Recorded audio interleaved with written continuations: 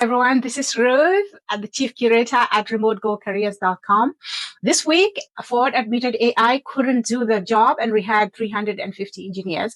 NPR dug into how remote work has actually changed parenting, and Bloomberg took on the real reason why CEOs want you back in the office. Plus, real verified remote roles from clinical contract work to recruiters at a fintech company to a global social media manager and hundreds of other remote jobs. I reported on a new trend where companies are posting their open positions on Twitter and bypassing the major job boards. Take a look. If you've been unemployed and wondering if AI has permanently replaced you, please take a look at this story. Ford just admitted something a lot of people have suspected. The company believed that AI would replace experienced engineers. It wouldn't. Ford has now rehired 350 veteran engineers because AI couldn't replicate decades of human expertise, judgment, and institutional knowledge. And at the same time, we're seeing other conversations unfold. A new study at Stanford just found AI hiring systems can repeatedly reject certain applicants in ways that raise concerns about bias. And a federal judge recently ruled that a lawsuit against Workday over the alleged AI discrimination can move forward. Workday denies the allegations and the case hasn't been decided yet. If you're looking for a remote job, don't let AI convince you that your career is over. Companies still need people who can solve problems, build relationships, think critically, and make good decisions. These aren't things that AI can easily replace. So if you're still looking for a remote job, don't lose hope. Keep building your skills, optimize your resume, and keep applying. The companies that succeed will likely be the ones that use AI to support people, not replace them. The job market is changing, and some companies have already realized that replacing people with AI is not as simple as they thought. Follow me for remote work news and remote jobs every day. The link to my global remote directory is in my bio. It's totally free to access. There is no sign up. There's no MLMs, no scams ever. Thank you. So if you work in healthcare and you're looking for a remote job, just take a look at these 1099 contract clinical roles at Flagger Health. This company is building the clinical operating systems for modern musculoskeletal care. They partner with pain management and orthopedic clinics to help them operate more efficiently and improve patient outcomes. Role number 1 is medical assistant care counselor, paying $20 an hour. You enroll patients into their remote therapeutic monitoring programs, make daily patient calls, document health status, and send wellness resources. National CMA certification is required with 2 or more years as medical assistant. Role number 2 is LPN or LVN. This is remote nurse, paying $22 to $24 an hour. Although they do say the pay is negotiable, you'll deliver remote therapeutic monitoring and chronic care management services. You'll be making daily calls to patients recovering from musculoskeletal conditions. Active LPN or LVN certification is required with 3 years plus of experience in orthopedics, neurology, sports medicine, or rehabilitation. And role number 3 is prior authorization specialist. This is remote contract as well. The pay is not listed. They want someone with 3 years plus of prior authorization experience, so specifically in pain management or orthopedic care. Payer portal experience is also required. To explore this and hundreds of other remote jobs, hit the link in my bio. That link's going to lead you to my global remote job directory that is already 100% free to access. There is no sign up required. Follow me on Facebook and Instagram because I post a lot of remote jobs throughout the day. Thank you. 2 remote recruiter roles at a fintech company. The name of the company is Breeze. They are building the universal payment layer for fiat and cryptocurrencies. They are backed by Sequoia Capital with a healthy runway. Role number 1 is go-to-market recruiter, paying $90,000 to $120,000. This is flexible for the right candidate. Your own full cycle recruiting across sales, go-to-market, and technical roles. 5 years plus of recruiting experience is required with proven go-to-market hiring. You must be US based and available for some evening hours to interview candidates in Singapore. And role number 2 is senior recruiter for go-to-market and tech. Same responsibilities, no pay is listed. If you have the same background and want to negotiate, this one is for you. Both roles are on my website. The link is in my bio. Like, share, and follow me for remote work news and remote jobs every day. Thank you. If you're looking for a remote job, stop scrolling. Real remote jobs are hidden on Twitter. Forget the major job boards. Twitter is the secret remote job goldmine. And if you don't have Twitter, you can follow me. The link is in my bio. Because this past week, I have seen so many companies post, we're hiring content directly on Twitter, which means they're bypassing major job boards to reach job seekers directly. And it's honestly amazing. Here's why. Major job boards have become flooded with ghost jobs, AI, screening, and bots. Founders are done waiting and they are going straight to real people now, especially for their fast hires or specialized roles.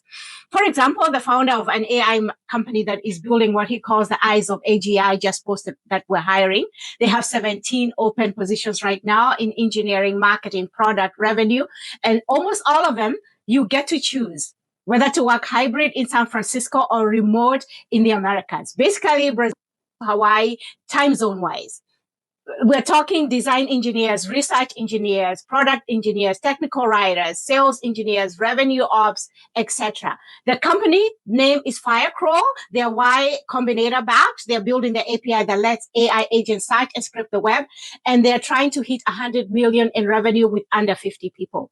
To get a full list of these job listings and hundreds of others, the link is in my bio. Like, share, and follow me for remote work news and remote jobs every day. Thank you. NPR Marketplace reported today on how remote work has generally transformed the lives of working parents, and the findings are really powerful. More mothers are working now than before the pandemic, and 26% of parents still work remotely at least part of the week. But the most striking part of the story was some women said in no uncertain terms that remote work made it possible for them to have children at all. Not work-life balance, not convenience, the ability to become a parent. This is the part that gets lost every single time a CEO goes on a podcast and calls remote workers lazy or fraudulent. Remote work didn't give people flexibility. For some people, especially mothers, it gave them a life they thought they had to choose between career or family. Remote work said, you don't have to choose. The biggest win is ditching the commute and gaining the presence. The companies that understand this are not losing productivity. They are winning loyalty. They are winning retention. They are winning the kind of commitment you cannot manufacture by forcing someone back into a building. These companies are hiring remote every single day. I find them. I post about them. The link to my global remote job directory is in my bio. My directory is totally free to access. There is no signups. There is no MLMs. There are no scams ever. Like, share, and follow me for remote work news and remote jobs every day. Thank you. So 3 remote roles for immediate hire from entry level to manager at a company helping elderly and disabled people get to their doctor's appointments safely. The name of the company is Onward. They are a rideshare platform specifically designed for people with mobility and cognitive challenges who need door-through-door companionship transportation to get to the healthcare appointments. Role number 1 is support specialist paying $17 to $20 an hour. This is anywhere in the US. You'll be the first point of contact for rideshare caregivers and drivers via phone, chat, and email. You need 1 or 2 years of customer service experience. If you're bilingual, English and Spanish, that's an added bonus. And role number 2 is actually 2 roles in one. It's a dispatcher and support manager, paying $65,000 to $80,000. The first position is for day shift that starts at 5 a.m. to 1 p.m. This is Pacific time. And the evening shift starts from 12 p.m. to 8 p.m., also Pacific time. You'll manage a team of 7 to 10 dispatchers and support specialists. They want someone with 3 years plus in customer support, dispatch, logistics, or operations, with 2 years plus managing frontier teams. To explore any of these positions and hundreds of other remote jobs, the link is in my bio. Like, share, and follow me for remote work news and remote jobs every day. Thank you. If you're still looking for a remote job, you should be on X, formerly known as Twitter. Forget the major job boards. Twitter is the secret remote job goldmine. And if you're not on Twitter, you can follow me. The link is in my bio. I just came across a post from ElevenLabs, the AI voice company valued at $11 billion. They're hiring their first social media manager. This is exactly the trend I've been talking about. Companies are going directly to people now. This role is remote globally, US, UK, Europe, anywhere. Your own ElevenLabs across TikTok, Instagram, YouTube, LinkedIn, X, and Discord. You'll manage the calendar, record and edit your content, manage the community, and track performances across all channels. What they're looking for is not just a social media person. They want someone who actually uses AI creative tools, understands the space, has strong opinions about it, and can write sharp, copy natively for every platform. AI companies are still hiring humans. They're just looking for different skills than they were 2 years ago. To explore this and hundreds of remote jobs in various industries, hit the link in my bio. That link's going to lead you to my global remote job directory that is 100% free to access. There are no signups. There's no scams. There's no MLMs ever. Like, share, and follow me for remote work news and remote jobs every day. Thank you. If your job can be done from home and during the pandemic years, you successfully were able to work remotely and then your company instituted return to office and now you're back to the office, but the explanation doesn't make sense, take a look at this story. If your boss is demanding you get back to the office 5 days a week, there's a decent chance they might be a narcissist. In a new paper, researchers found that a boss's objection to working from home is more likely to be driven by ego and a thirst for control and status than it is anything else. They found that narcissism was the only characteristic that consistently predicted resistance to remote work.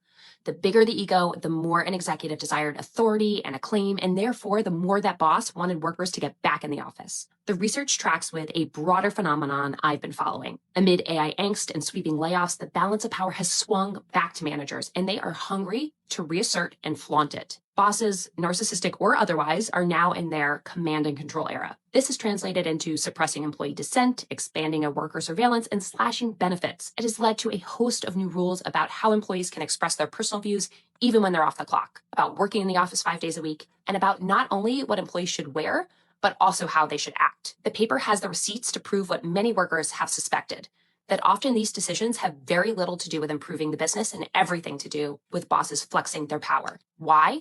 Because it's harder for self-centered bosses to get attention and affirmation when they don't have access to their usual tactics, interrupting, speaking loudly, making intense eye contact, or calling spontaneous meetings.